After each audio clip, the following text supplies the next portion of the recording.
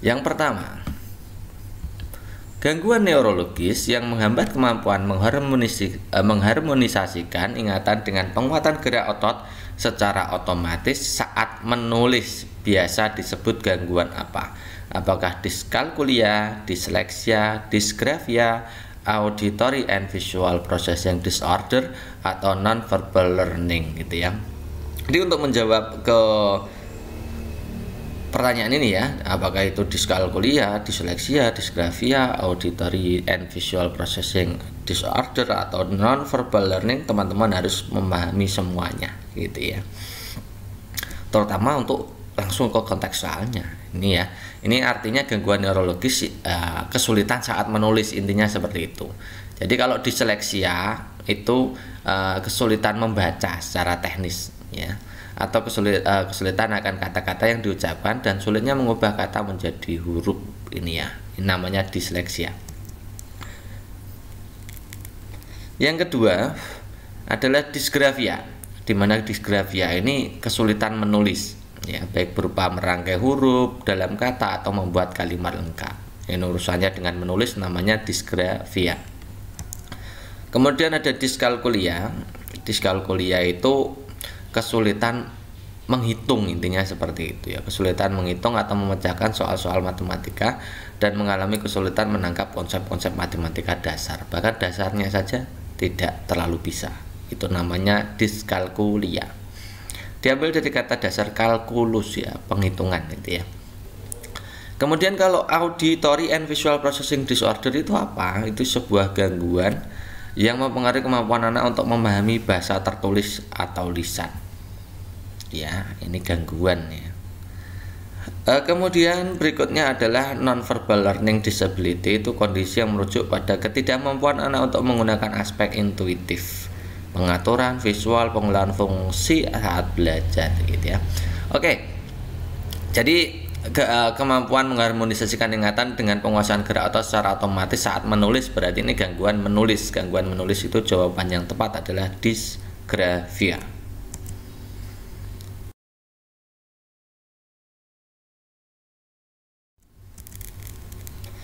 Hal yang dapat dilakukan guru untuk menangani peserta didik yang didiagnosa mengalami disleksia. Tadi disleksia adalah kemampuan kesulitan membaca gitu ya. Oke, kita akan lihat opsi pilihan gandanya. Menyanyikan lagu dan menempel poster abjad angka, kemudian menjiplak atau menulis di atas bentuk huruf yang sudah disediakan secara terus-menerus untuk membantu anak memiliki kebiasaan yang baik dalam menulis setiap huruf. Setiap kata ditulis dalam huruf balok, lalu huruf balok tersebut dihubungkan dengan garis menggunakan pensil warna, lalu anak mencoba menelusuri huruf utama dan garis sambungnya. Kemudian yang D itu memberi contoh materi dengan hal-hal yang konkret. Kemudian yang E itu belajar angka dengan menggunakan warna atau animasi menarik. Jadi ini pertanyaannya unik ya. Unik artinya apa?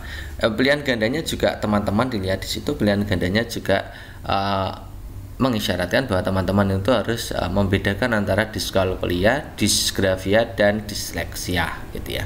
Lalu bagaimana cara menanganinya? Oke, yang ditanyakan adalah disleksia. Langsung kita fokus ke disleksia ya. Jadi hal yang dilakukan guru untuk peserta didik disleksia, artinya kesusahan membaca, itu kira-kira apa yang dilakukan? Yang pertama, lakukan kebiasaan membaca secara rutin gitu ya. Yang kedua, buat pelajaran lebih menarik gitu ya, terutama untuk membaca ini ya. Kemudian yang ketiga, bisa menggunakan menyanyikan lagu dan menempel poster abjad angka. Yang keempat, memberi anak waktu untuk beristirahat. Jadi orang disleksia itu kalau membaca itu sebentar saja sudah capeknya minta ampun, itu anak disleksia gitu ya. Jadi kita harus bersabar ketika mengajari peserta didik yang terindikasi mengalami disleksia. Berarti harus sedikit-sedikit diberi waktu jeda istirahat dulu, kemudian kita mulai lagi. Oke ya. Jadi jawaban yang tepat yang mana? Kalau menyanyikan lagu dan menempel poster abjad angka tadi, ini masuknya disleksia ya. Menjiplak menulis ya, ini kalau menjiplak menulis otomatis ini dysgraphia. Kemudian setiap kata ditulis dalam huruf balok, ini hubungannya dengan menulis juga, ini dysgraphia. Contoh materi yang konkret, nah, ini artinya uh, diskalkulia ya. Ini supaya matematika menjadi lebih sederhana ya dengan hal-hal konkret. Belajar angka, ini belajar angka pasti diskalkulia gitu ya. Jadi jawaban yang tepat adalah opsi A.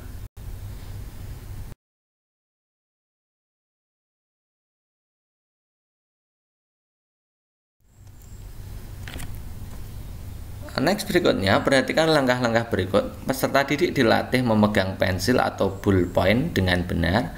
Yang kedua, menyebutkan huruf pada angka sambil menunjukkan gambar cara-cara penulisannya. Yang tiga, peserta didik diberi lembar yang berisi huruf cetak titik-titik untuk ditulis ulang bentuknya. Yang keempat, latihan mencoret-coret bebas seperti garis tegak, miring, mendatar.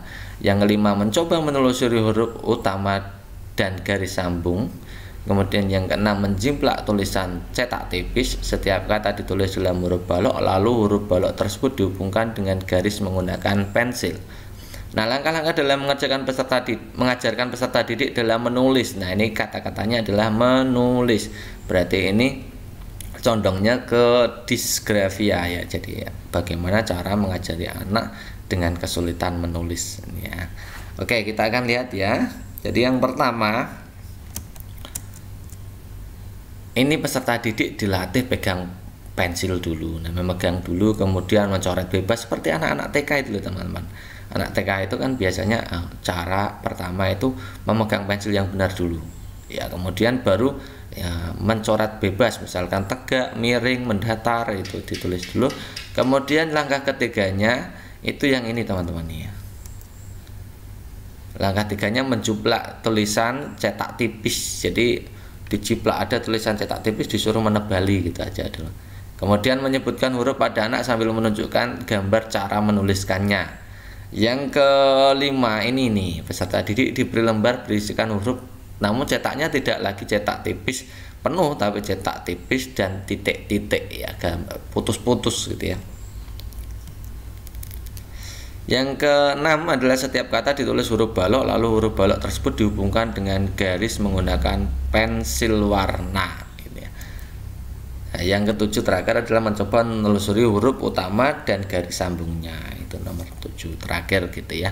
Jadi jawaban yang benar itu adalah nomor 1, 4, kemudian 6, kemudian 2, 1, 4, 6, 2, kemudian 3, kemudian 7, dan terakhir 5.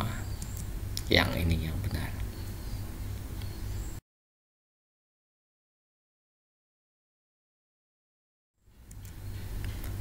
Yang harus dilakukan guru dalam membuat pembelajaran untuk peserta didik yang mengalami kesulitan menghitung atau diskalkulia ya. Diskalkulia adalah titik-titik. A. Menghubungkan materi dengan kehidupan sehari-hari, misalkan berapa jumlah piring makan yang harus disiapkan untuk seluruh anggota keluarga, berapa banyaknya seragam yang dia gunakan dalam seminggu, dan berapa sepatu yang akan dipakai untuk anak berpergian. B. Metode menulis bersambung dengan cara setiap kata ditulis dengan huruf balok, lalu huruf balok tersebut dihubungkan dengan garis menggunakan pensil warna, lalu anak mencoba menelusuri huruf utama dan garis sambungnya. C. Anak kemudian diberi lembar yang berisikan huruf yang ditulis ulang atau dijiplak secara berurutan. Ketebalan dari huruf yang harus dijiplak dikurangi, lalu diberi titik-titik-titik gitu ya, menjiplak dengan titik-titik gitu ya. Yang D, Anda bisa mengajak peserta didik bermain kata yang berhubungan dengan satu sama lain. Yang E, mencari gambar dan susunan huruf balok. Oke teman-teman, jadi A, B, C, D, E ini hubungannya dengan kesulitan baik diskalkulia, disgrafia maupun disleksia. Jadi teman-teman harus paham gitu ya. Oke. Kalau yang cara mengatasi atau melatih ini, cara melatih diskalkulia itu yang pertama, melatih ingatan dengan sering menyanyikan angka-angka. Yang kedua, tuangkan konsep matematika secara tertulis di kertas agar peserta didik mudah melihatnya.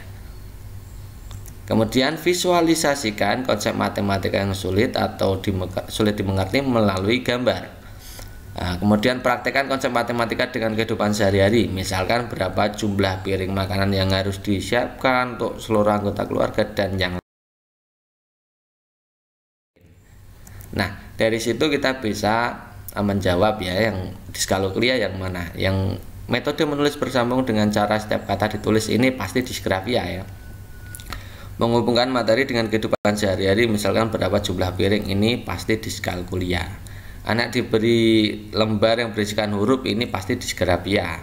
Anda mengajak peserta didik bermain kata yang berhubungan satu sama lain. Bermain kata itu adalah upaya untuk mengajarkan kepada peserta didik yang mengalami disleksia. Mencari gambar dan susunan huruf balok, gambar dan susunan huruf balok ini juga sama dengan disleksia gitu ya. Jadi yang diskalkulia ini yang menghubungkan materi ini gitu ya.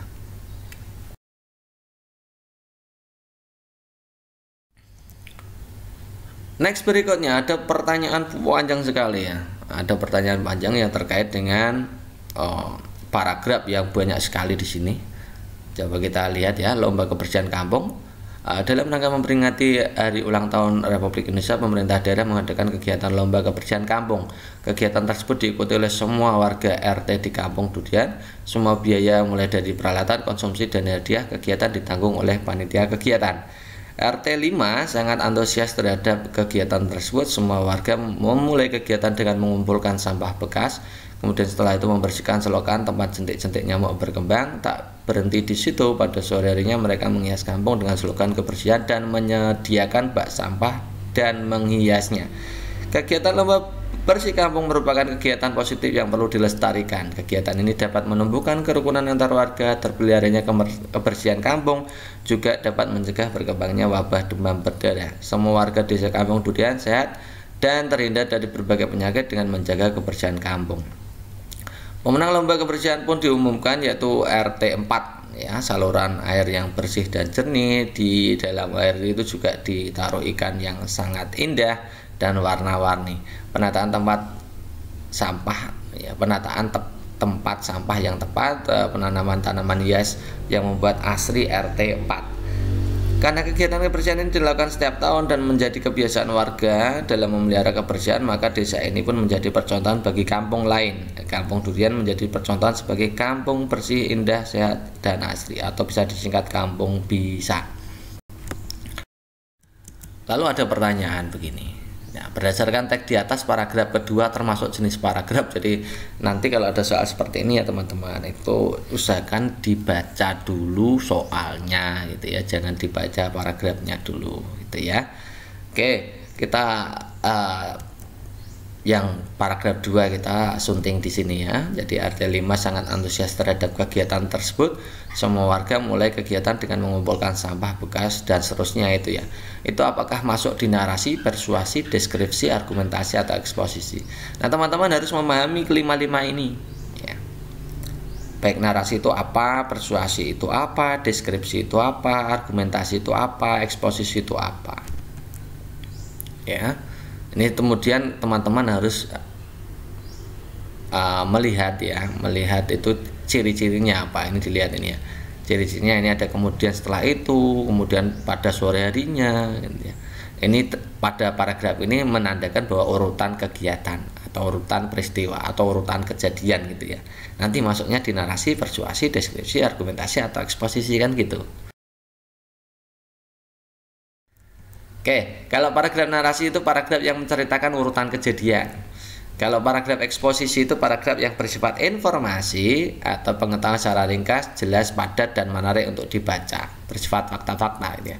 Kalau yang nomor 3 itu paragraf deskripsi, adalah paragraf yang berisi penggambaran suatu objek, tempat, atau peristiwa tertentu kepada pembaca secara jelas, terperinci ya.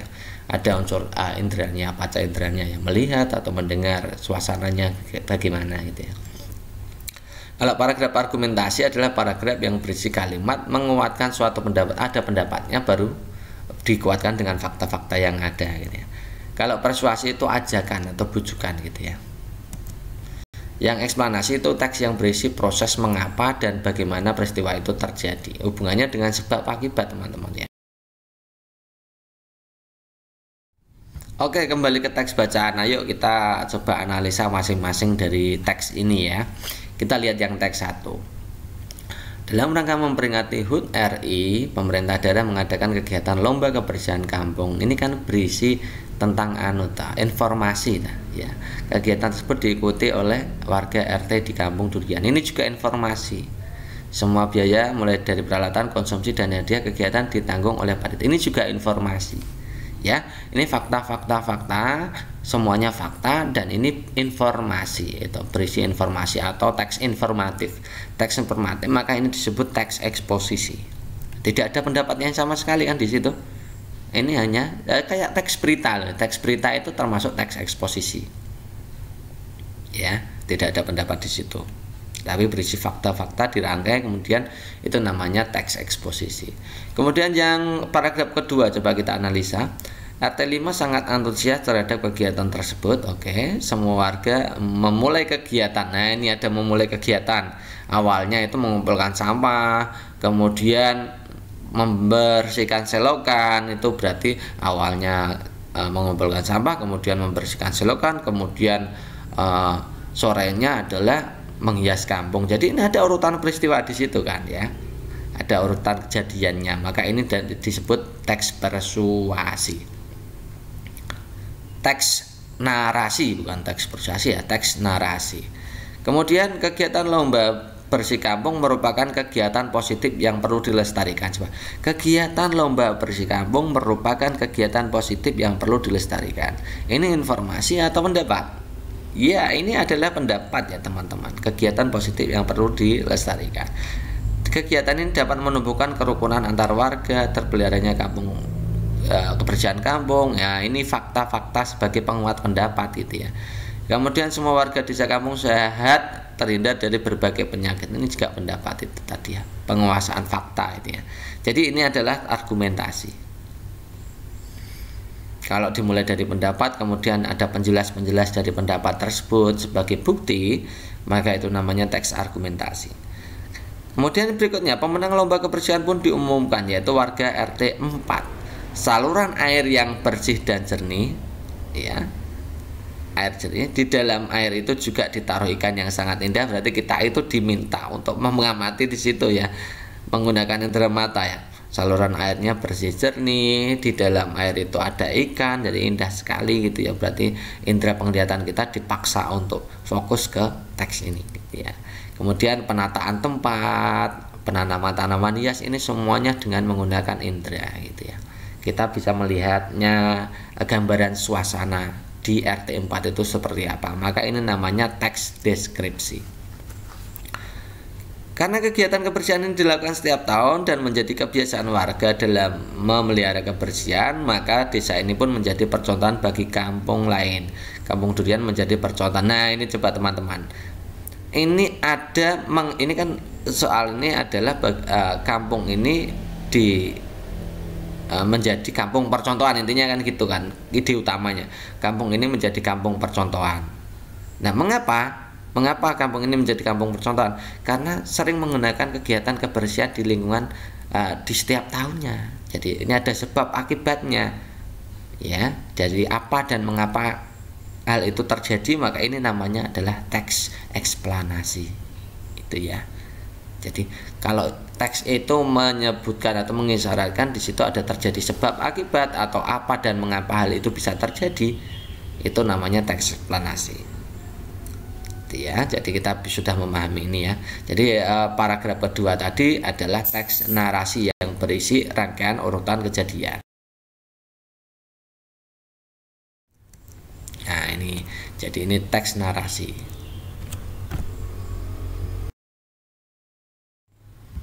Berikutnya, penulisan daftar pustaka yang benar. Nah, ini ada A, B, C, D, E. Ini kalau dibaca sama saja gitu ya. Dan ingat teman-teman, ini banyak teman-teman yang merasa sudah benar menjawab, tapi ternyata itu teledor gitu ya. Ini hampir sama semua, kalau diperhatikan kan hampir sama semua. Oke, kita akan bahas bagaimana sih dalam menyusun daftar pustaka yang benar itu. Nah, misalkan kita contohnya ini, bukunya Family Medical Care volume 4 yang menulis adalah Dr. John F. Knight ya. Penerbitnya Indonesia Publishing House, kota penerbitnya Bandung, tahun terbitnya 2001. Cara penulisnya, namanya harus dibalik gitu ya, Dr. John F. Knight. Jadi Knight dulu baru John F. Ya. Nah, nama dibalik, di antara namanya itu harus diberi koma, ya, jeda. Ya, marga dengan nama itu diberi jeda. Jadi Knights John F. Setelah nama itu dikasih titik. Setelah titik baru tahun terbit, titik lagi masuk ke judul. Judul harus ditulis dengan huruf miring atau italik gitu ya. Family Medical Care volume 4. Ditulis dengan huruf miring. Kemudian titik lagi, kemudian baru kotanya, penerbitnya. Kota terbit ya, kota terbitnya Bandung. Kemudian setelah kota terbit itu dikasih titik 2, baru penerbitnya yaitu Indonesian Publishing House. Ya ingat tadi ya, nama dibalik, kemudian tahun, kemudian judul buku, kemudian tahun terbit, penerbit kota terbit, kemudian yang terakhir adalah penerbitnya. Koma titiknya harus diperhatikan gitu ya. Oke, kita akan analisa jawabannya tadi ya. Kita analisa ya opsi pilihan gandanya. Kita lihat yang A, Suryani, Dwi, betul ya. Suryani, Dwi, titik, betul. Pengalaman Pancasila dalam kehidupan sehari-hari ini ditulis tegak, ini jelas salah ya. Oke, yang B, Suryani, Dwi, oke. 2001 titik benar. Pengalaman Pancasila benar, betul. Titik Bandung benar. Titik 2 Indonesia Publishing House, oke benar. Ini juga benar ya. Kemudian Suryani Dwi, nah ini Suryani titik Dwi ini salah ya, yang C ya. Suryani titik Dwi harusnya pakai koma ini ya. Yang ini tidak benar. Kemudian yang D, Suryani, Dwi, titik 2001, oke.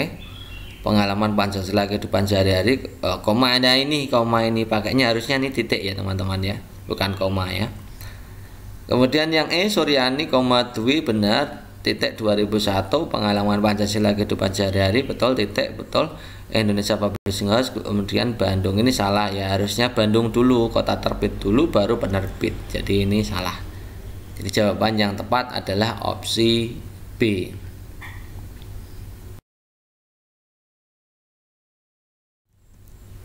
Next, berikutnya daur hidup lalat yang benar adalah apakah lalat dewasa, lalat muda, pupa, telur. Telur, larva, pupa, lalat dewasa, telur, lalat muda, pupa, lalat dewasa, larva, pupa, telur, imago, lalat dewasa, telur, larva, pupa. Oke teman-teman, kita lihat saja bahwa lalat itu sebenarnya mengalami metamorfosis sempurna ya, sempurna ya. Telur itu menjadi larva, dilihat itu sebelah kanan ya, telur menjadi larva, kemudian menjadi pupa atau kemompong. Larva itu nama lainnya ulet ya, kemudian baru lalat, kemudian bertelur lagi. Jadi ini teman-teman mengalami siklus ya. Karena mengalami siklus, kadang-kadang di opsi pilihan gandanya tidak dimulai dari telur, tapi yang penting perjalanan siklusnya. Kalau dimulai dari dewasa ya dewasa, telur, larva, pupa, dewasa lagi gitu ya. Kalau dari pupa ya pupa, lalat dewasa, telur, larva gitu ya. Jadi teman-teman harus paham, pupa itu kepompong nama lainnya. Kemudian larva itu ulat ya. Lalat dewasa itu biasanya disebut sebagai imago. Imago itu dewasa teman-teman. Oke, kita lihat ya yang opsi A, lalat dewasa, lalat muda, malah kebalik ya. Masa berdewasa muda, itu tidak terjadi siklus, berarti A salah. Yang B, telur kemudian menjadi larva, kemudian menjadi pupa, kemudian lalat dewasa, ya betul, opsi B ini benar. Yang C, telur, oke, setelah telur itu lalat muda. Nah, setelah telur harusnya bukan lalat muda ya. Lalat muda itu kalau terjadi metamorfosis tak sempurna. Yang D, larva pupa. Larva pupa betul, kemudian telur. Salah ya. Larva pupa harusnya imago dulu baru telur. Ini yang D salah. Yang E, lalat dewasa, telur, larva pupa. Lalat dewasa, telur, larva, lalat muda, ini jelas salah gitu ya. Jadi jawaban yang tepat adalah opsi B. Oke, next berikutnya dari hidup semut yang benar. Opsi pilihan gandanya adalah A, imago, larva, telur, pupa. Telur, larva, pupa, semut dewasa, telur, larva, semut muda, semut dewasa, telur, nimfa, imago, telur, semut muda, imago. Jadi kita pertama itu menganalisanya adalah itu semut itu termasuk metamorfosis sempurna atau tak gitu ya, atau tak sempurna. Kalau metamorfosis sempurna itu telur, larva, pupa, imago. Ya, ada 4 tahap itu. Kalau dalam serangga ya. Kalau yang metamorfosis tak sempurna itu hanya telur, nimfa, imago. Nimfa itu kecil itu muda itu ya. Telur, muda, dewasa. Itu kalau yang metamorfosis tak sempurna. Gitu ya. Oke, semut itu termasuk jenisnya adalah jenis metamorfosis sempurna. Seperti ini gambarnya. Apa itu namanya? Semut dewasa atau imago itu bertelur, kemudian menjadi larva, kemudian menjadi pupa, kemudian menjadi dewasa. Itu ya, alurnya seperti ini. Karena sama, ini kan termasuk jenis metamorfosis sempurna. Ya, kita lihat yang A, imago menjadi larva, salah ya. Telur, larva, pupa, semut dewasa. Yes, jawabannya B lagi. Ya. Kalau yang C, telur, larva, semut muda, telur, larva, semut muda. Yang tidak ada semut muda ya. Semut muda itu tidak ada ya, adanya pupa atau kepompong gitu ya. Telur nimfa imago itu ciri khas dari yang D itu ya. Telur nimfa imago itu ciri khas dari metamorfosis tak sempurna. Seperti belalang itu pakainya telur nimfa imago atau telur muda dewasa gitu ya. Oke, next berikutnya. Di bawah ini hewan yang memiliki fase perubahan yang dialami hewan tidak terlalu mencolok perbedaannya. Nah, teman-teman harus paham ya, tidak terlalu mencolok perbedaannya itu berarti metamorfosis tak sempurna. Mana hewan-hewan itu? Apakah lalat, jangkrik, belalang, kecoa, rayap, semut, kutu daun, kepik, jangkrik, capung, semut, jangkrik, belalang, jangkrik, kumbang. Oke, kita akan bahas. Jadi ada metamorfosis sempurna, ada metamorfosis tak sempurna. Kalau perubahan yang dialami hewan tidak terlalu mencolok perbedaannya, itu namanya metamorfosis tak sempurna. Contoh hewan-hewannya nanti gitu ya. Daur hidupnya ini, kalau tak sempurna itu ya telur, nimfa, imago, atau telur muda, dewasa. Nimfa itu muda gitu ya teman-teman ya. Telur, nimfa, imago, atau telur muda, dewasa. Nah, contoh-contoh dari metamorfosis yang tak sempurna ini teman-teman harus menghafalkan ya. Ada kepik, jangkrik, belalang, capung. Capung itu tak sempurna, meskipun kupu-kupu sempurna tapi beda ternyata. Capung itu tidak ada kepompongnya ya, langsung ke muda dewasa. Kutu daun, jangkrik, kutu itu juga ada macam-macam ya. Kutu itu ada yang sempurna, ada yang tak sempurna. Tapi khusus kutu daun itu, kutu rambut itu jenisnya adalah metamorfosis tak sempurna. Jangkrik, belalang, belalang sembah, ya, kecoa, rayap itu kutu, dan kutu rambut itu termasuk jenis yang tak sempurna. Oke, kita lihat yang A, lalat. Lalat itu sempurna teman-teman ya. Jangkrik tak sempurna, belalang tak sempurna, kecoa itu tak sempurna, rayap tak sempurna, semut itu sempurna. Kutu daun itu tak sempurna, kepik tak sempurna, jangkrik tak sempurna. Opsi C ini benar gitu ya. Capung itu tak sempurna, semut itu sempurna, jangkrik itu tak sempurna. Belalang itu tak sempurna, jangkrik itu tak sempurna, kumbang itu sempurna teman-teman ya. Kumbang itu sempurna. Jadi jawaban yang tepat adalah opsi C.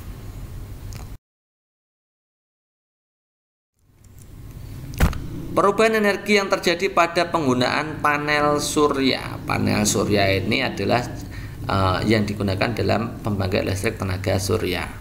Apakah energi panas menjadi energi listrik, energi cahaya menjadi energi listrik, energi gerak menjadi energi listrik, cahaya menjadi kalor, atau kalor menjadi cahaya gitu ya. Oke. Jadi cara kerja panel surya itu, panel surya itu menerima cahaya dari matahari. Jadi matahari masuk ke sel-sel surya. Ya, kemudian digabung menjadi satu menjadi panel surya gitu ya.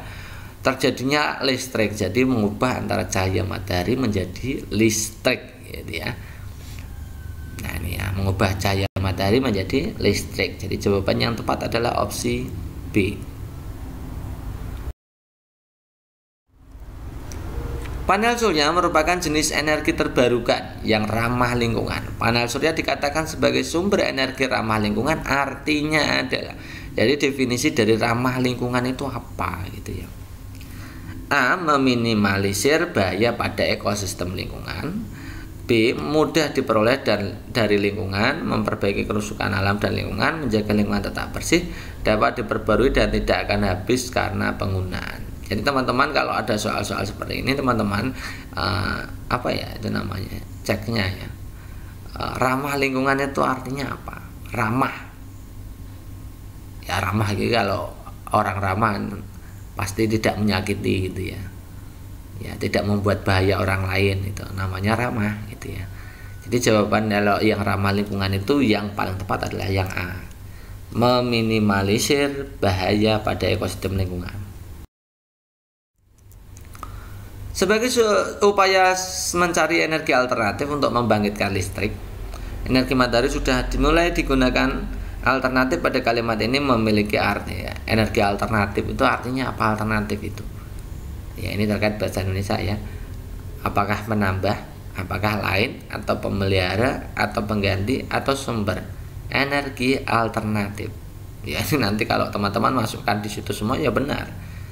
Maka untuk mengecek itu kebenarannya alternatif itu artinya apa, maka gunakan KBBI atau Kamus Besar Bahasa Indonesia. Nah, jawaban yang tepat adalah alternatif itu adalah sumber daya pengganti. Jadi pengganti ini ya.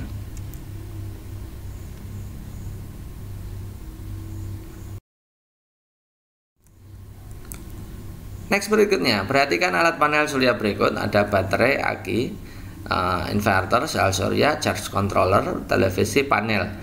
Alur perpindahan energi listrik yang terjadi pada panel surya sampai bisa digunakan untuk menyalakan televisi yang mana? Kayak gitu ya. Jadi sebelum menjawab soal ini teman-teman harus tahu dulu alur perpindahan energinya gitu ya. Oke, saya jelaskan. Perjalanan aliran listrik pada panel surya. Nah, di dalam sinar matahari terkandung energi dalam bentuk foton. Gitu ya. Cahaya matahari itu ada fotonnya. Ketika foton ini mengenai permukaan sel surya, itu elektron akan tereksitasi dan menimbulkan aliran listrik. Jadi foton-foton ini kemudian masuk ke sel surya, kemudian akan tereksitasi dan menimbulkan aliran listrik. Jadi awal mulanya adalah di sel surya. Sel surya itu adalah bagian dari panel surya. Jadi panel surya itu terdiri dari sel-sel surya yang banyak sekali. Nah, panel surya tugasnya adalah menggabungkan energi-energi listrik yang dari sel surya itu ya. Energi yang dihasilkan dikumpulkan dalam panel surya agar berkapasitas besar. Oke. Kemudian setelah energi listrik masuk itu ada charge controller atau charge. Charge ini untuk mengisi aki, teman-teman. Jadi daya yang listrik yang dihasilkan oleh panel surya kemudian dicaskan kepada aki atau baterai. Ya, dan menjaga aki baterai agar tetap dalam kondisi baik. Ini digunakan secara langsung bisa, tapi kalau mau disimpan ya pakai aki cas ini. Ya. Kemudian hasil dari aki cas itu kan arusnya masih DC, maka harus diubah ke AC agar dapat digunakan ke perangkat listrik rumah. Perangkat listrik rumah itu kebanyakan adalah bertipe AC, arusnya AC, arus bolak-balik gitu ya. Kalau DC arus searah. Televisi, kulkas itu kan AC ya. Maka untuk mengubah dari DC ke AC maka menggunakan alat yang namanya inverter ya. Beda dengan trafo. Kalau trafo kebalikannya ya. Kalau trafo itu mengubah adaptor ya, bukan trafo ya. Kalau adaptor itu mengubah dari bolak-balik menjadi arus searah. Kalau inverter kebalikannya. Inverter itu mengubah dari searah menjadi bolak-balik atau dari DC menjadi AC. Hasil output inverter bisa digunakan untuk menyalakan televisi. Jadi urut-urutannya seperti ini teman-teman. Dari sel surya, kemudian panel surya, kemudian dimasukkan ke komponen charge, charge masuk ke aki, kemudian aki keluar dari aki ditanam inverter, kemudian baru ke televisi. Jadi perjalanannya seperti itu. Oke, jadi pertama tadi sel surya dulu, kemudian ke panel surya, kemudian cas, ya, kemudian casnya dimasukkan ke aki, kemudian setelah cas masuk aki dikeluarkan di inverter supaya diubah arusnya, kemudian baru ke televisi. Jadi urut-urutannya adalah 3, 2, 4, 1, 2, 5. Ini 3, 6, 4 ya, 364 ya. 364. Kemudian 364, 1, 2, 5. Oke, jawaban yang benar adalah opsi D.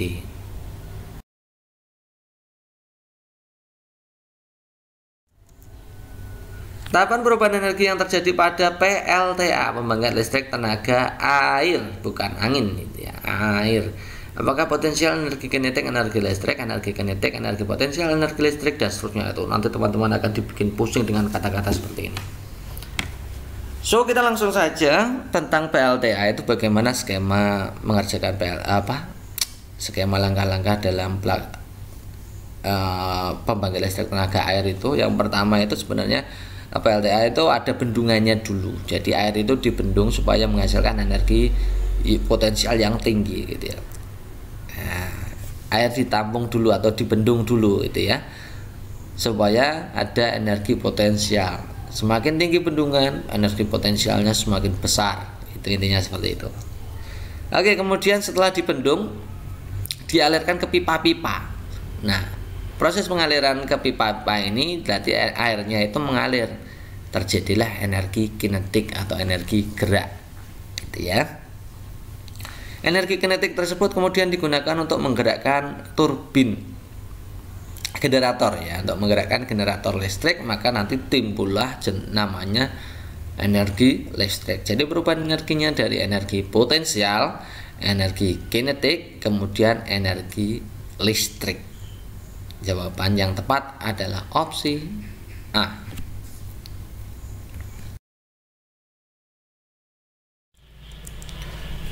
Bukharin mengadakan penilaian pada KD operasi bilangan bulan. Jika peserta didik jumlahnya 22 dan saat penilaian ternyata lebih dari separuh peserta didik tidak mencapai KKM. Lebih dari separuh peserta didik tidak mencapai KKM. Yang harus dilakukan Karin adalah titik-titik. Ya, apakah A memberikan remedial kepada peserta didik yang belum tuntas dengan belajar kelompok, B memberikan remedial dengan memberikan tugas mengerjakan soal-soal ulangan yang sebelumnya, ataukah C mengulang kembali pembelajaran pada KD tersebut, ataukah D melanjutkan pembelajaran karena nilai akhir tidak hanya bergantung pada KD tersebut, masih ada KD esensial lainnya yang menopang, ataukah E memberikan pengayaan kepada peserta didik yang sudah mendapatkan nilai baik. Oke teman-teman, kita akan bahas kalau ada kasus seperti ini.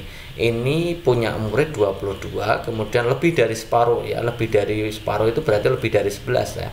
Artinya lebih dari 50% itu tidak mencapai KKM. Apa yang harus dia lakukan oleh Bukharin? Oke teman-teman, silahkan simak. Jadi ada kasus seperti ini. Penentuan tindak lanjut itu seperti ini teman-teman. Ya, kita mulai dari kasus pertama. Jika semua peserta didik sudah tuntas, maka yang dilakukan oleh guru atau langkah tindak lanjut yang dilakukan guru adalah melanjutkan materi selanjutnya. Melanjutkan materi selanjutnya. Jadi tidak ada pengayaan, tidak ada remedial. Itu kalau semuanya sudah tuntas, gitu ya. Kemudian kalau ada peserta didik yang belum tuntas, maka ada dua opsi, dua-duanya itu dilaksanakan berbarengan, yaitu mengadakan remedial dan mengadakan pengayaan, gitu ya. Mengadakan remedial bagi yang tidak tuntas, ya. Caranya bagaimana? Ada ketentuannya. Yang pertama, kalau 0-20% peserta didik yang mengikuti remedial, itu berarti diberikan remedial dengan pembimbingan individu atau bisa juga dengan mode tutor sebaya ya. Kemudian kalau jumlah peserta remedialnya antara 20-50% atau kurang dari separuhnya, lebih dari 20%, maka bisa digunakan mode pembelajaran remedial dengan pembimbingan kelompok. Jadi ada kelompok-kelompok yang tidak tuntas di bagian ini, bagian itu, gitu ya.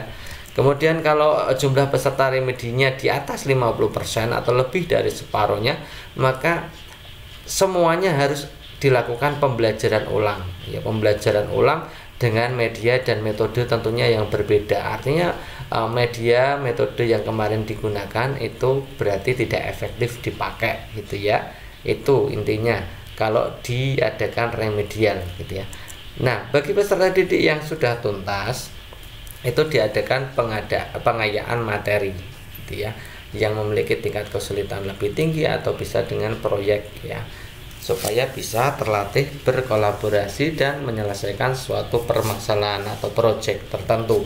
Itu adalah step-step yang harus dilakukan guru dalam rangka merancang tindak lanjut pembelajaran ya, tindak lanjut penilaian pembelajaran. Jadi kita bisa jawab karena di sini yang remedi atau yang remedial itu pesertanya lebih dari separuh peserta didik, maka yang harus dilakukan adalah mengulang kembali pembelajaran pada KD tersebut. Jawaban yang tepat adalah opsi C, gitu ya teman-teman ya.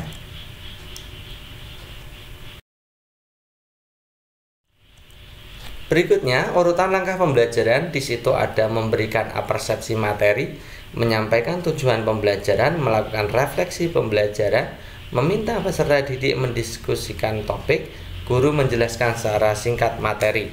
Urutan yang tepat dalam menyusun langkah pembelajaran. Jadi teman-teman, banyak sekali kemarin soal tentang RPP, langkah-langkah dari rencana pelaksanaan pembelajaran ya. Itu diberikan beberapa langkah pembelajaran, nanti teman-teman diminta untuk prosedurnya, untuk urut-urutannya bagaimana gitu ya. Kita mulai dulu, berarti pertama kita petakan dulu itu masuk di kegiatan pendahuluan, kegiatan inti atau kegiatan penutup gitu ya. Memberikan apersepsi materi. Apersepsi itu pramateri ya, sebelum materi atau materi sebelumnya yang ada hubungannya dengan materi sekarang.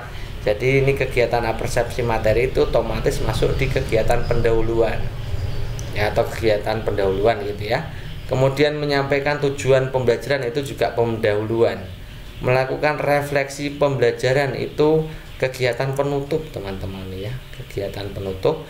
Meminta peserta didik mendiskusikan topik itu kegiatan intinya di sini. Kegiatan guru menjelaskan secara singkat itu juga inti. Nah, urut-urutannya kan pendahuluan dulu, baru inti, baru penutup, gitu ya. Nah, kita mulai dari pendahuluan dulu. Memberikan apersepsi materi dulu atau menyampaikan tujuan pembelajaran dulu. Ya, yang benar adalah tujuan pembelajaran dulu, baru apersepsi, gitu ya. Tiba-tiba melakukan apersepsi materi kan tidak enak, kan harus tahu dulu ini yang mau diajarkan tentang topik apa. Jadi nomor 1 di sini, nomor 2-nya di sini. Kemudian masuk ke inti, guru menjelaskan materi dulu atau guru langsung meminta peserta didik berdiskusi topik. Ya, yang paling bagus ya tipenya yang nomor 5 dulu, jadi nomor 3-nya di sini, nomor 4-nya di sini, dan terakhir penutupnya di sini. Jadi kalau urut-urutannya yang lengkap itu berarti 2, 1, 5, 4, 3. 2, 1, 5, 4, 3. Ini jawabannya ya. Jadi teman-teman kalau sudah bisa jawab berarti bagus gitu ya.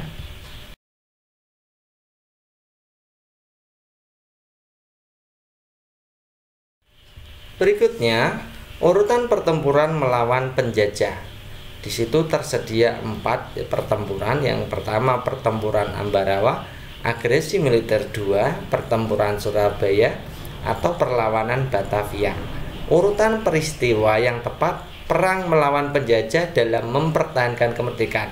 Artinya setelah kemerdekaannya kita akan analisa nanti mana saja yang setelah kemerdekaan.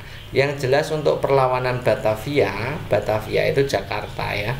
Perlawanan Jakarta itu adalah perlawanan sebelum kemerdekaan gitu ya. Nah, kita mulai ya. Jadi pertempuran Ambarawa itu peristiwa ini dimulai saat pasukan Sekutu di bawah pimpinan Brigjen Battle mendarat di Semarang tanggal 20 Oktober 45. Nah, pasukan Sekutu yang sedang menuju Magelang membuat kerusuhan. Hal ini membuat masyarakat memboikot dan menyerang Sekutu, gitu ya. Kemudian pertempuran Surabaya itu terjadi pada tanggal 10 November 45. Itu ya, itu ada keterangannya di situ. Kita mulai dari tanggal 25 Oktober 45 itu Sekutu di bawah komando Brigjen AWS Malabi itu tiba di Surabaya. Tanggal 28 Oktober 45 terjadi pertempuran antara rakyat Surabaya melawan Sekutu yang menewaskan Brigjen Malabi gitu ya. Hal ini membuat Sekutu murka dan meminta rakyat bersenjata menyerahkan diri pada tanggal 9 November Namun ultimatum itu tidak dipenuhi sehingga Sekutu menyerang Surabaya tanggal 10 November. Ya, rakyat Surabaya tidak mengindahkan ultimatum tersebut. Bung Tomo justru berhasil membakar semangat para rakyat Surabaya dalam melakukan perlawanan. Ini ya, ini Hari Pahlawan 10 November 45. Jadi Ambarawa dulu apa Surabaya dulu? Ya jelas ya, yang Ambarawa dulu. Kemudian kalau agresi militer dua Belanda itu dilancarkan pada tanggal 19 sampai 20 Desember 48. Jadi tahunnya 48 ya. Operasi Gagak ini berawal dari serangan di Yogyakarta yang saat itu merupakan ibu kota dan pusat pemerintahan Indonesia. Nah, serangan pun meluas ke sejumlah kota di Jawa dan Sumatera. Tujuan dari agresi militer Belanda II adalah untuk melumpuhkan pusat pemerintahan Indonesia sehingga Belanda bisa menguasai Indonesia kembali. Ini tujuan dari agresi militer II Belanda di tanggal tahun 48 gitu ya. Kemudian kalau penyerbuan Batavia tadi kita sudah bahas. Penyerbuan Batavia itu salah satu peristiwa ikonik terjadi di tahun 1628 sampai 1629. Yang memimpin adalah Sultan Agung dari Kesultanan Mataram ya, menyerang Batavia atau Jakarta ya, pusat VOC di Nusantara pada saat itu. Jadi penyerbuan Batavia atau perlawanan rakyat Jakarta itu terjadi sebelum perang kemerdekaan ya, sebelum terjadi kemerdekaan. Jadi kita bisa urutkan ya, pertempuran Ambarawa, Batavia tadi tidak, Ambarawa tadi nomor 1, kemudian baru Surabaya, yang terakhir adalah agresi militer 2. Ini ya, jadi urut-urutannya 1, 3, 2.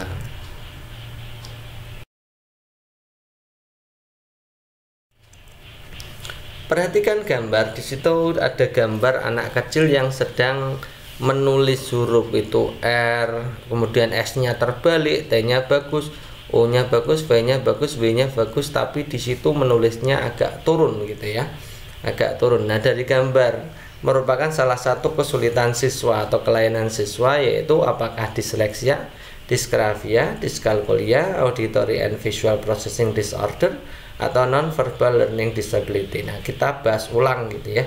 Kalau dyscalculia itu kesulitan menghitung, memecahkan matematika, menangkap konsep matematika, itu dyscalculia. Kalkulator itu kan alat hitung gitu ya teman-teman ya, itu menghafalkannya begitu. Kemudian kalau dysgraphia, graph itu kan tulisan ya. Jadi kalau dysgraphia itu kesulitan menulis, biasanya merangkai huruf, membuat kalimat, tulisannya jelek, tidak rapi, tidak teratur, ukurannya tidak sama, itu namanya dysgraphia. Kalau disleksia itu sulit membaca, membedakan huruf tidak bisa, mengubah kata, mengucapkan lafaz gitu ya. Itu juga sulit sekali, itu namanya disleksia. Kalau auditory and visual processing disorder itu gangguan sensorik yang mempengaruhi kemampuan anak untuk memahami bahasa tertulis dan lisan. Kemudian non-verbal learning disability itu kondisi ini merujuk pada ketidakmampuan anak untuk menggunakan aspek intuitif atau pengaturan visual dan pengolahan fungsi saat belajar.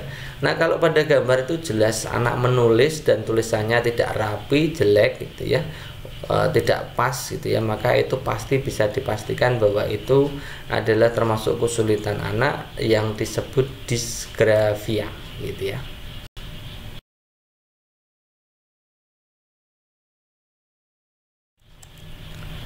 Urutan pertempuran melawan penjajah, ada urutan pertempuran melawan penjajah lagi gitu ya. Perang setelah kemerdekaan, tadi sudah ada pertanyaan, sekarang ada pertanyaan ini lagi. Pertama, Bandung Lautan Api, agresi militer Belanda 1, pertempuran Puputan Margarana, perlawanan Makassar, kemudian ada Medan Area. Nah, ini teman-teman selain menganalisa mana yang terjadi setelah kemerdekaan, juga urutan waktu atau urutan peristiwanya seperti apa. Oke teman-teman, silahkan simak gitu ya.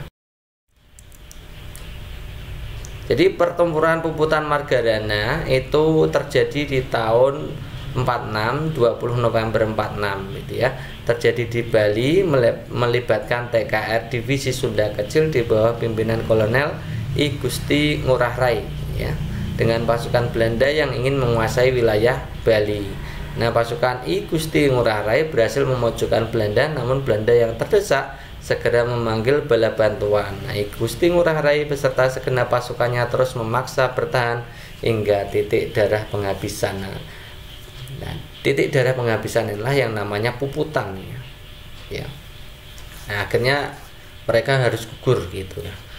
Kemudian untuk perlawanan Makassar itu di daerah Goa Talo. Nah, perlawanan Goa Talo atau Makassar itu terjadi pada zaman kejayaan Goa Talo, kerajaan Goa Talo ya, ketika berada di bawah pemerintahan Sultan Hasanuddin. Jadi ini Hasanuddin terjadi di tahun 1653 sampai 1669 Masehi. Artinya ini terjadi sebelum kemerdekaan. Yang lawannya adalah VOC gitu ya. Latar belakangnya adalah VOC menginginkan hak monopoli perdagangan di kawasan Indonesia Timur. Nah, VOC melakukan blokade terhadap kapal-kapal yang akan berlabuh di Somba Opu gitu ya. Jadi perlawanan Makassar jelas ya, itu terjadi sebelum kemerdekaan. Kalau pertempuran Bandung Lautan Api itu terjadi pada tanggal 23 sampai 24 Maret 46 ini ya. Ini awalnya peristiwa Bandung Lautan Api itu dimulai pada tanggal 13 Oktober 45. Pasukan Sekutu diboncengi Nika tiba di kota Bandung. Nah, pasukan Sekutu mulai menduduki kota Bandung dengan alasan melucuti dan menawan tentara Jepang. Pada tanggal 27 November 45 mereka mengeluarkan ultimatum kepada para pejuang agar meninggalkan area Bandung Utara. Namun para pejuang menolak. Nah, baru setelah pemerintahan pusat Jakarta turun tangan, Tentara Republik Indonesia atau TRI itu bersedia mengosongkan Bandung. Namun sebelum meninggalkan Bandung pada tanggal yang disebut tadi, para pejuang menyerbu pos-pos Sekutu, membumi hanguskan kota Bandung. Maka namanya Bandung Lautan Api gitu ya. Maret 46. Kalau medan area itu terjadi pada tanggal 13 Oktober 45 ya. Awalnya dimulai dari tanggal 9 Oktober 45 itu tentara Sekutu yang diboncengi Nika itu mendarat di Medan dipimpin oleh Kelly. Nah, sebelum Nika telah mendaratkan pasukan di bawah pimpinan Westerling. Sebelumnya Nika telah mendaratkan pasukan di bawah pimpinan Westerling gitu ya. Para pemuda Medan segera membentuk TKR. Nah, pada tanggal 13 Oktober 45 itu terjadi pertempuran yang dikenal dengan medan area. Ini 45 Oktober 45 gitu ya. Jadi kalau medan area dan Lautan Api, Bandung Lautan Api itu duluan medan area. Kalau agresi militer 1 itu terjadi di tanggal 21 Juli sampai 5 Agustus 47. Ini 47 itu berarti ya. 1 tahun berikutnya baru agresi militer 2 gitu ya. Sebab agresi militer Belanda 1 ini adalah kekalahan Belanda dalam peperangan. Nah, kekalahan itu membuat ekonomi Belanda lesu, maka ingin menjajah Indonesia kembali ya, untuk menopang perekonomian. Itu tujuan utamanya begitu. Nah, maka kalau kita bisa urutkan tadi yang tidak apa, Makassar ya kita silang dulu. Yang pertama berarti yang ini. Kita tanggalnya pasang dulu gitu ya. Ya, jadi yang paling awal adalah medan area. Kemudian baru setelah itu adalah Maret ya, di Maret 46 itu Bandung Lautan Api, kemudian Puputan Margarana, baru agresi militer 1. Jadi jawabannya adalah 5132 ya.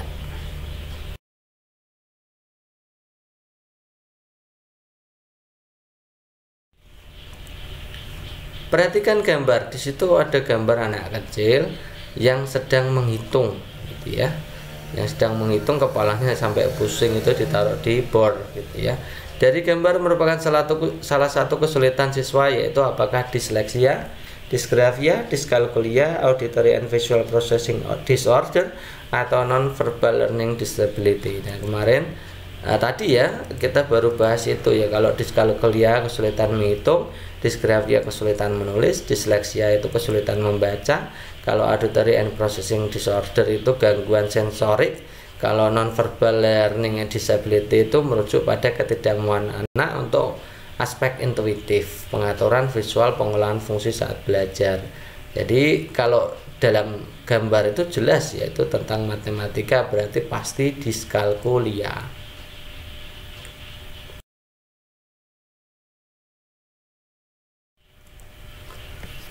Patih Pranggulang menghunus pedangnya. Ia mengayunkan pedang itu dengan cepat ke tubuh Tunjung Sekar, tapi aneh, sebelum mengenai Tunjung Sekar, pedang itu jatuh ke tanah. Patih Pranggulang memungut pedang dan membacokkan lagi ke tubuh Tunjung Sekar. 3 kali Patih Pranggulang melakukan hal itu, akan tetapi semuanya gagal. Nah, paragraf di atas termasuk ke dalam jenis paragraf apa? Apakah argumentatif, persuasif, deskriptif, naratif, atau eksposisi atau ekspositif ya. Oke, kita akan cek dulu ya pengertiannya. Kemarin kita sudah pernah bahas. Supaya mengingat lagi, kita bahas lagi pengertian dari masing-masing paragraf ini supaya teman-teman itu tambah paham gitu ya. Kalau paragraf narasi itu hubungannya dengan urutan waktu, urutan peristiwa, urutan kejadian. Kalau eksposisi itu adalah paragraf bersifat informatif, isinya fakta-fakta, jelas, padat, menarik. Kalau deskripsi, nah, itu adalah paragraf yang berisi penggambaran suatu objek, biasanya dengan menggunakan panca indera. Kalau paragraf argumentasi itu berisi argumen atau pendapat, kemudian didukung oleh fakta-fakta untuk menguatkan argumen gitu ya. Kemudian kalau paragraf persuasif itu paragraf yang isinya itu bujukan atau ajakan untuk kepada pembaca, sehingga pembaca itu semakin yakin dengan sesuatu yang disampaikan penulis ya. Kemudian kalau teks eksplanasi itu menjelaskan apa dan bagaimana peristiwa itu bisa terjadi. Biasanya menggunakan peristiwa alam, peristiwa sosial, gejala pengetahuan, gejala budaya, dan lain-lain gitu ya. Jadi teman-teman harus paham ini dulu supaya nanti bisa jawab untuk soal-soal model seperti ini. Nah, kita kembali, coba kita lihat ya. Patih Pranggulang menghunus pedangnya gitu. Kita mulai dari ini, peristiwanya menghunus pedang. Setelah menghunus pedang terus apa? Mengayunkan pedang. Ya, mengayunkan ke pedang. Kemudian apa lagi? Kemudian memungut pedang ya. Pedang itu jatuh ya, berarti menghunus pedang, mengayunkan pedang, terus kemudian pedang itu jatuh, kemudian dipungut lagi sampai 3 kali gitu ya, membocokkan lagi sampai 3 kali. Nah, berarti ini terkait urutan peristiwa, meskipun di situ tidak ada konteks waktunya, tapi ini jelas ini urutan peristiwa atau urutan kejadian yang dilakukan oleh pelaku ya. Jadi kalau hubungannya dengan urutan kejadian atau urutan peristiwa, itu berarti jelas ini adalah paragraf naratif gitu ya teman-teman ya. Cara menganalisanya tidak harus pakai urutan waktu, tapi urutan peristiwa, urutan kejadian juga bisa dimasukkan di situ.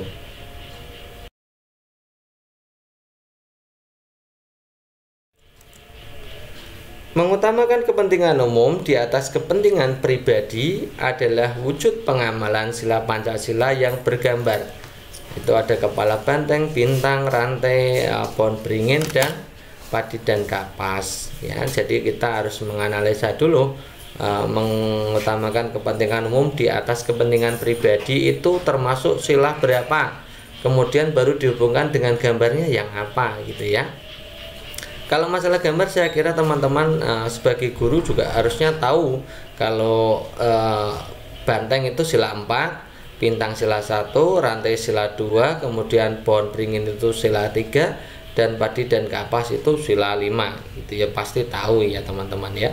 Oke, sekarang kita lihat ya, mengutamakan kepentingan umum di atas kepentingan pribadi itu secara kasat mata memang ke sila 4. Oke, kita akan cek sila 4 ada enggak yang mengutamakan kepentingan umum di atas kepentingan pribadi ya. Nah, menurut butir-butir pengamalan sila keempat yang berbunyi kerakyatan yang dipimpin oleh hikmat kebijaksanaan dalam permusyawaratan atau perwakilan, itu butir-butirnya kalau kita ambil yang pertama, sebagai warga negara dan warga masyarakat, setiap manusia Indonesia mempunyai kedudukan, hak, dan kewajiban yang sama. Kemudian tidak boleh memaksakan kehendak kepada orang lain, itu juga sila keempat. Mengutamakan musyawarah dalam mengambil keputusan untuk kepentingan bersama, Musyawarah untuk mencapai mufakat diliputi oleh semangat kekeluargaan, menghormati, menjunjung tinggi setiap keputusan yang dicapai sebagai hasil musyawarah, itikat baik, rasa tanggung jawab, menerima melaksanakan hasil keputusan musyawarah. Di musyawarah diutamakan kepentingan bersama di atas kepentingan pribadi dan golongan.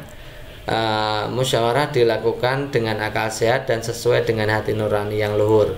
Keputusan yang diambil harus dapat dipertanggungjawabkan secara moral di hadapan Tuhan Yang Maha Esa. Kemudian menjunjung tinggi harkat dan martabat manusia, nilai kebenaran, nilai keadilan, mengutamakan persatuan dan kesatuan demi kepentingan bersama.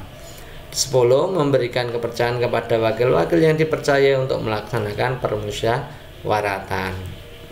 Nah, jadi yang sesuai dengan mengutamakan kepentingan umum di atas kepentingan pribadi ya ini ya, yang musyawarah untuk mencapai mufakat yang mana ini, yang nomor 3 itu ya, mengutamakan musyawarah dalam mengambil keputusan untuk kepentingan bersama. Jadi fokusnya untuk kepentingan bersama. Nah itu ya, jadi nomor 3 itu kalau dikembangkan ya termasuk di dalamnya itu mementingkan kepentingan bersama di atas kepentingan pribadi dan golongan. Nomor 3 itu masuk gitu ya teman-teman ya. Nomor 7 juga masuk. Nomor 7 di dalam musyawarah diutamakan kepentingan bersama di atas kepentingan pribadi dan golongan. Jadi 3 dan 7 itu menopang untuk pertanyaan tadi. Memang benar, berarti jawaban yang tepat adalah sila keempat. Ini kadang-kadang teman-teman itu kan kalau tidak membaca secara global butir-butir Pancasilanya nanti sulit menentukan hubungannya seperti apa gitu ya teman-teman ya.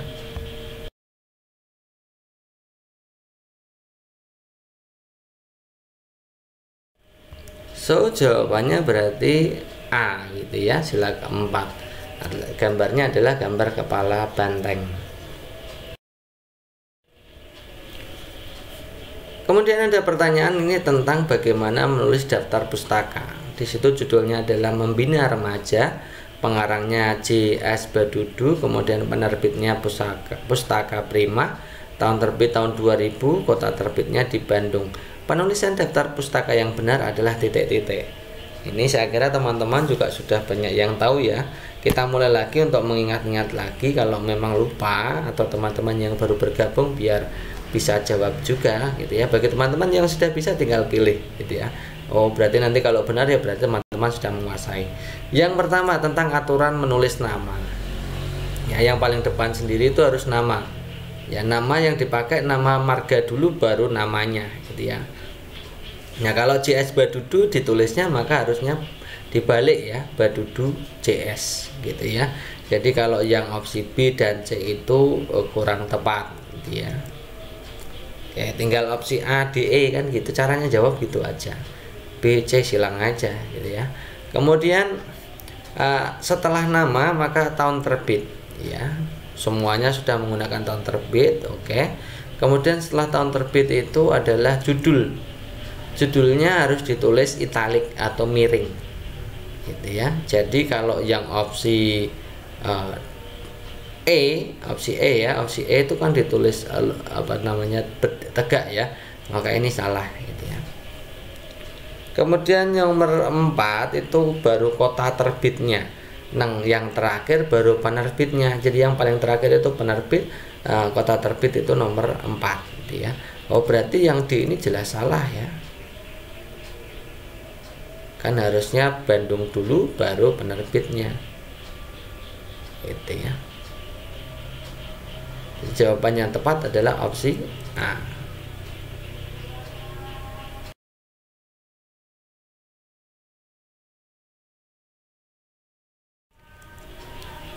Pemanfaatan serangga sebagai salah satu sumber makanan bukanlah hal yang asing lagi. Masyarakat di Gunung Kidul memanfaatkan ngengat, pohon jati sebagai salah satu sumber makanan. Fase hewan tersebut yang dapat dimanfaatkan manusia sebagai sumber makanan berprotein tinggi adalah titik-titik. Apakah imago, apakah pupa, apakah B pupa larva, larva imago atau telur pupa. Teman-teman yang perlu teman-teman ketahui dulu istilah lain dari imago itu apa. teman-teman silahkan diingat-ingat ya. Bagi yang belum paham, yang sudah paham ya tinggal diulangi lagi. Imago itu dewasa, pupa itu kepompong ya. Kemudian larva itu ulatnya ya. Kemudian telur sudah paham ya. Jadi kalau pupa itu pompong, larva ulat, imago dewasa. Oke, sekarang kita lihat ya, di situ ngengat pohon jati. Ngengat itu jenisnya jenis kupu-kupu atau kupu jati ya. Kupu-kupu dari ulat jati itu namanya ngengat ya. Salah satu bagian dari ngengat, karena ngengat itu banyak macamnya. Yang di sini yang difokuskan adalah ngengat jati. Artinya kupu jati ya. Kupu jati. Di jati itu kadang di musim ngengat itu ulat-ulatnya itu banyak sekali ya, ulat jati ya, yang turun sampai ke bawah ke tanah itu ya. Itu banyak sekali yang dimanfaatkan untuk bahan makanan gitu ya. Ini contohnya seperti ini. Kalau ungkrung, nah ungkrung itu larva itu ulat jati. Ini bentuknya seperti ini teman-teman. Kalau digoreng nah sedap sekali ini teman-teman ya. Ini larva jati. Ini tahap larva ini biasanya digunakan sebagai bahan makanan ya, atau bahasa lainnya ungkrung itu ulatnya gitu ya, ulatnya. Kemudian ada lagi yang sudah menjadi ungker ya. Ungker itu pupa. Ungker itu pupa ya, bentuknya seperti ini teman-teman ya. Ini ungker ya. Jadi dua ini yang bisa dimanfaatkan untuk bahan makanan. Ini enak sekali teman-teman kalau mau coba ya. Tentunya kalau bagi teman-teman yang tidak jijik gitu ya. Oke, jadi jawaban yang tepat adalah pupa dan larva. Pupa itu pompong atau ungkernya, kemudian larva itu ulatnya gitu ya.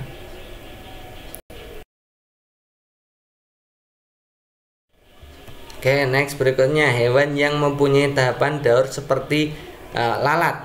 Apakah kumbang, capung, lebah, kupu-kupu, kecoa, nyamuk, katak, lebah, kumbang tanduk, belalang, laron, dan kumbang tanduk. Oke teman-teman, sekarang teman-teman lihat ya, lalat itu apa dulu? Lalat itu metamorfosisnya apa? Nah, kita tahu bahwa lalat itu metamorfosisnya adalah sempurna.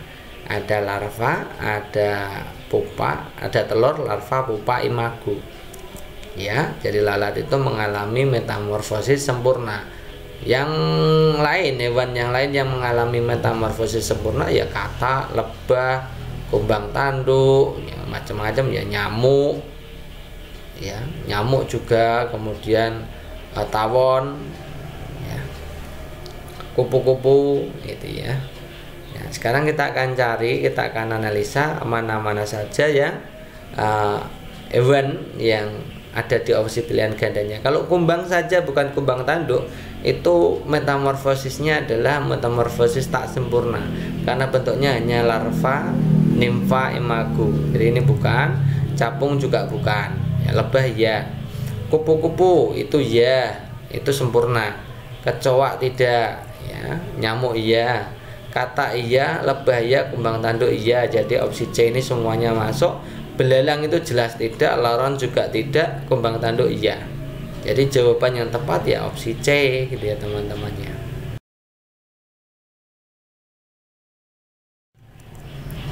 Saat musim hujan kita harus mewaspadai penyakit demam berdarah. Tahapan daur hidup hewan yang menjadi perantara penularan penyakit tersebut adalah titik-titik. Perantara penularan apakah di tahap pupa, larva, imago, tempayan. Oke, kita akan lihat ya. Jadi teman-teman kan pasti tahu ya, DB itu yang apa itu namanya, yang menularkan kan nyamuk Aedes ya, nyamuk Aedes ya. Kalau pupa tadi apa? Pompong, larva itu jentik-jentiknya, imago itu yang dewasa nyamuknya, tempayan itu sama jentik-jentiknya sama larvanya gitu ya. Nah, kalau yang menyebabkan penyakit demam berdarah itu perantaranya hidup pada fase dewasa ya, fase nyamuknya. Nyamuk Aedes aegypti itu membawa virus dengue ya, yang menyebabkan penyakit DB ya, ketika nyamuk terbang dan menghisap darah manusia. Jadi nyamuknya sudah terbang, punya sayap, artinya nyamuk dewasa itu ya. Jadi jawaban yang tepat ya opsi C.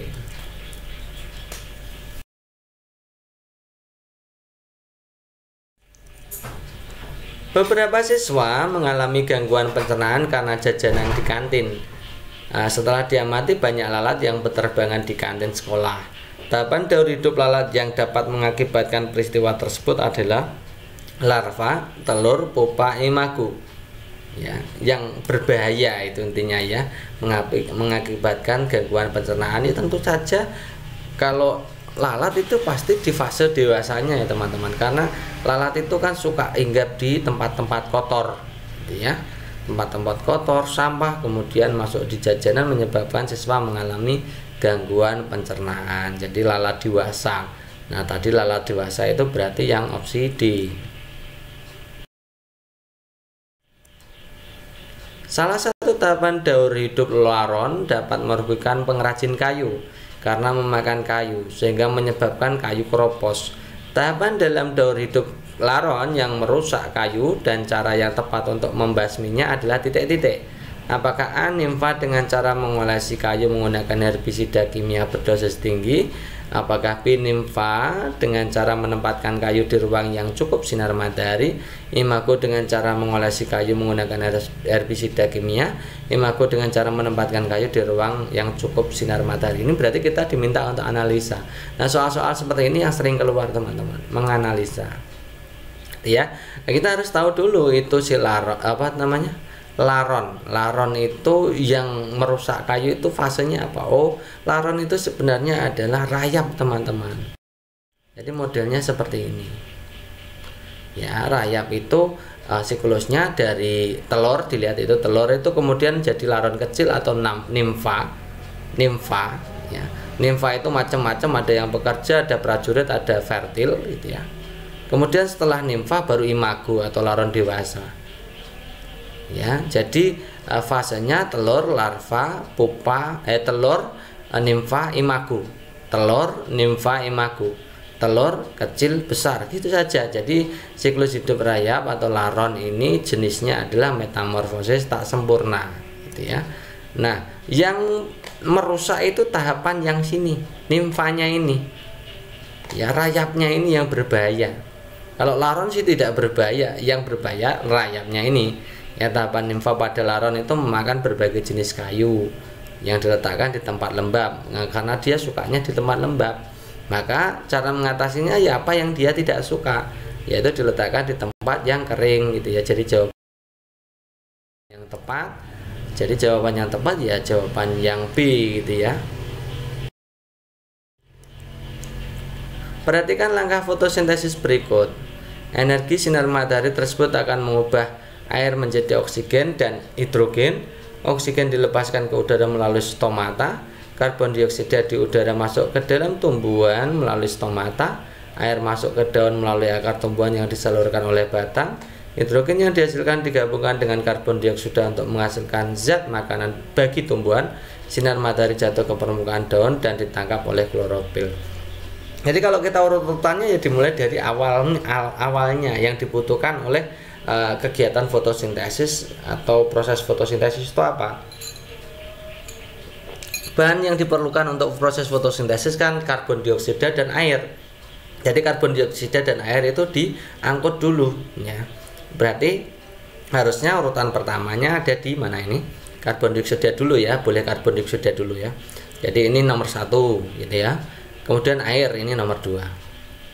Nah, kemudian setelah itu baru adanya ini sinar matahari jatuh ke permukaan daun, tangkap oleh klorofil. Ya, kemudian energi sinar matahari tersebut mengubah air, kemudian dan CO2 itu menghasilkan oksigen dan hidrogen. Ya, setelah itu hidrogen itu digabungkan ya dengan karbon dioksida untuk menghasilkan zat makanan bagi tumbuhan. Setelah itu baru hasil yang lain selain glukosa atau zat makanan itu oksigen ya, oksigennya yaitu hasil ya. Jadi ada input, proses, hasil gitu ya. Hasilnya oksigen dan zat makanan atau glukosanya. Kemudian inputnya adalah CO2 dan air gitu ya. Jadi urut-urutannya teman-teman harus memahami fotosintesis itu sendiri gitu ya. Jadi jawabannya yang tepat yang ini 3, 4, 6, 1, 5, 2.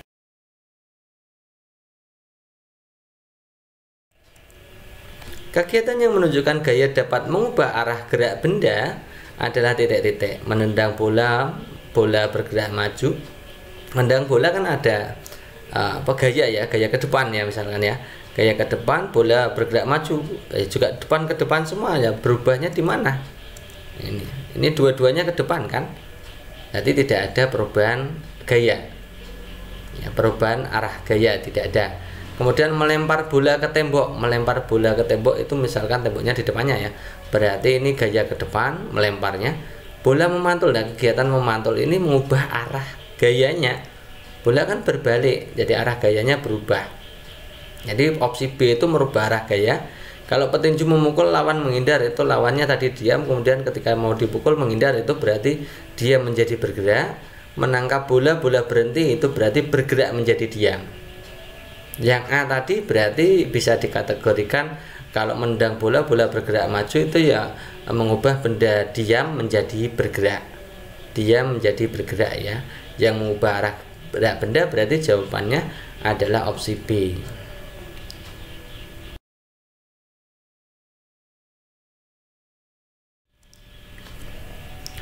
Perhatikan kegiatan berikut: mendorong mobil yang mogok, memukul bola yang dilempar, membuat gerabah. Secara urutan, kegiatan di atas menunjukkan sifat gaya dalam titik-titik.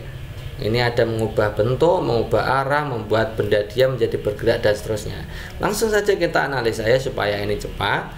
Yang pertama, mendorong mobil yang mogok. Kan mobil mogok itu berhenti, kemudian didorong menjadi bergerak. Jadi membuat benda diam menjadi bergerak. Memukul bola yang dilempar. Bola yang dilempar itu arah gayanya menuju pelempar. Kemudian setelah dipukul menjauhi pelempar, jadi berubah arah gayanya. Nah, ini ada gaya pantulnya di situ, berarti arah gayanya berubah, maka ini mengubah arah gaya. Membuat gerabah itu dari misalkan dari tanah liat itu bentuknya lempeng, kemudian menjadi bentuk gerabah yang bagus, jadi ini pasti mengubah bentuk. Nah, berarti yang pertama itu dia menjadi bergerak, merubah arah gaya itu yang kedua, kemudian yang terakhir merubah benda bentuknya benda. Ini jawaban yang D yang paling benar.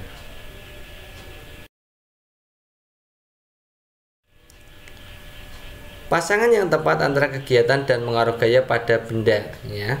Yang mana dilihat itu tabelnya ya, kita langsung analisa saja supaya cepat. Yang pertama, kiper menangkap bola. Kan bola tadinya bergerak ya menuju kiper ya, jadi bergerak menjadi diam. Memantulkan bola, nah, kegiatan pemantulan bola tadi berarti masuknya di mengubah arah gaya. Membuat gerabah berarti jelas bentuk benda. Mengerem sepeda, mengerem sepeda mengubah mengerem itu berarti kecepatan benda, yes betul ya. Kemudian kelereng disentil, jadi kelereng disentil kan berarti diam dulu baru bergerak ya. Jadi ini salah juga, ini harusnya dia menjadi bergerak gitu ya. Jadi yang benar hanya 3 dan 4 gitu ya.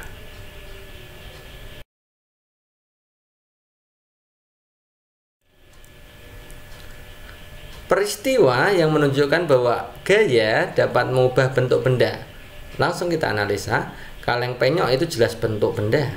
Bola melambung itu berarti dia menjadi bergerak. Kerikil dilempar ke tapel itu berarti juga dia menjadi bergerak atau merubah kecepatan. Enggak boleh juga lah. Sepeda motor berhenti karena rem itu baru merubah kecepatan dia. Jadi jawaban yang tepat adalah opsi A.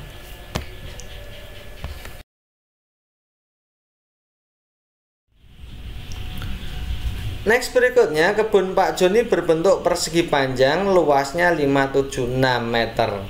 Jika kebun tersebut akan ditanami pohon mangga, jaraknya 4 meter. Ini seluruhan berarti tidak di sekelilingnya ya, karena di situ tidak ada kata-kata di sekelilingnya. Oke, lebar kebun 16 meter, banyak tanaman mangga yang dibutuhkan adalah titik-titik. Oke.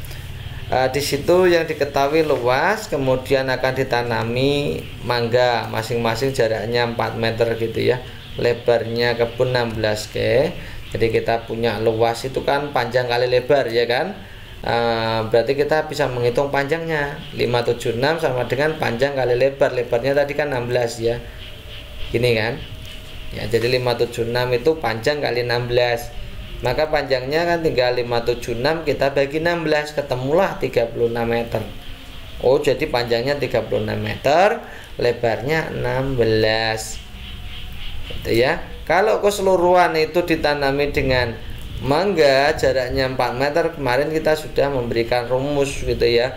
Rumus untuk menentukan banyaknya pohon kalau ditanam tidak di sekelilingnya tapi keseluruhan gitu ya. Itu rumusnya mudah. Jadi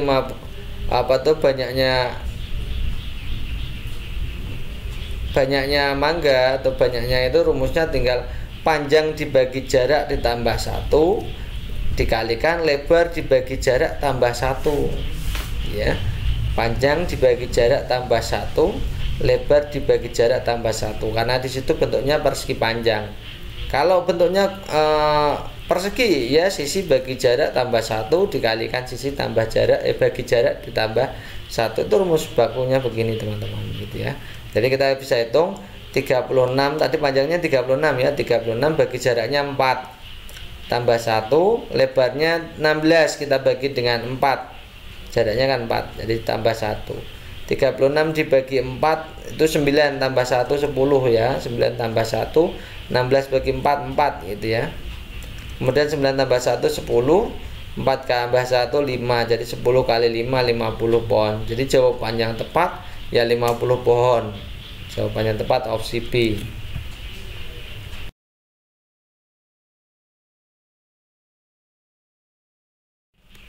Terakhir teman-teman ya, soal berikutnya yang merupakan tindakan atau usaha guru dalam memenuhi kebutuhan pengembangan diri berdasarkan teori Maslow, kecuali kita lihat opsi A, memberikan kesempatan kepada para siswa untuk melakukan hal yang terbaik menurutnya.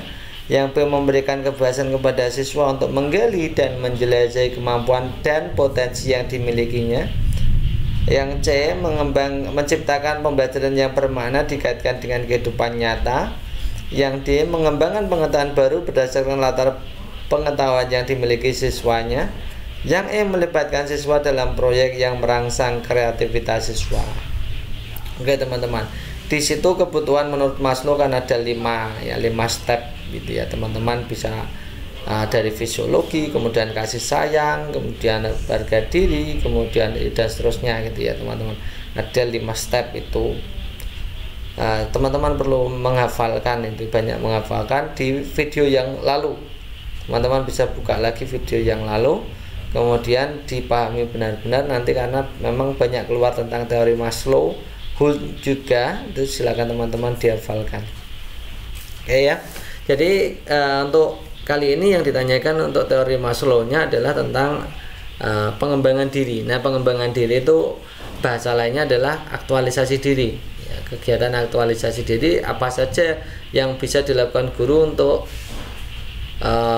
memberikan fasilitas kepada siswa dalam mengaktualisasikan diri gitu ya. Coba teman-teman lihat bahwa aktualisasi diri itu pada tahapan tertinggi pada teori. Jadi pemenuhan kebutuhan aktualisasi diri itu pada puncak piramidnya ya, yang paling tinggi ya. Yaitu contoh kegiatannya memberikan kesempatan pada siswa untuk melakukan hal terbaiknya. Jadi dikasih kebebasan gitu ya. Yang kedua adalah memberikan kebebasan kepada siswa untuk menggali, menjelajahi kemampuan termasuk potensi yang dimilikinya, menggali potensinya. Itu juga diberikan ruang gitu ya. Kemudian menciptakan pembelajaran yang bermakna dan cocok dengan kehidupan nyata mereka, itu juga termasuk bentuk aktualisasi diri. Kemudian melakukan perencanaan proses pembelajaran yang mengaktifkan atau melibatkan aktivitas metakognitif. Jadi tidak hanya berpaku pada konseptual, faktual, prosedural, tapi juga sampai ke tahapan metakognitif di mana siswa nanti diajarkan banyak untuk memecahkan masalah, menggali potensi dirinya. Kemudian yang 5 itu melibatkan siswa dalam proyek atau kegiatan yang di sana ada tentang self ekspresif dan kreatif. Jadi mengembangkan kreativitas dan self ekspresif atau ekspresi diri. Ya, ekspresi diri itu bahasa lainnya juga aktualisasi diri gitu ya. Oke. Itu 5 pemenuhan kebutuhan aktualisasi diri menurut teorinya Maslow. Jadi kita itu ya 5 itu sebagai pedoman ya. Oke, jadi tindakan mana yang sesuai dengan pemenuhan kebutuhan pengembangan diri berdasarkan teori Maslow, yang tidak yang mana? Kita lihat yang opsi A. Memberikan kesempatan kepada peserta didik melakukan hal terbaiknya, jelas ini adalah aktualisasi diri, termasuk pengembangan diri itu ya. Oke, memberikan kebebasan kepada siswa untuk menggali, menjelajahi kemampuan dan potensi, ini jelas aktualisasi diri. Kemudian menciptakan pembelajaran yang bermakna, ini jelas aktualisasi diri. Mengembangkan pengetahuan baru berdasarkan latar belakang pengetahuan yang dimilikinya, itu bukan aktualisasi diri. Ini tahapannya masih dalam kebutuhan harga diri siswa, termasuk menghargai siswa dengan mengajarkan pembelajaran yang ada di sekitar siswa, atau apa yang diketahui siswa, atau latar pengetahuan yang dimiliki siswa. Gitu ya. Kemudian melibatkan siswa dalam proyek yang merangsang kreativitas, itu jelas aktualisasi diri. Itu ya teman-teman. Jadi jawaban yang tepat, yang bukan yang mana ya tentu saja yang D.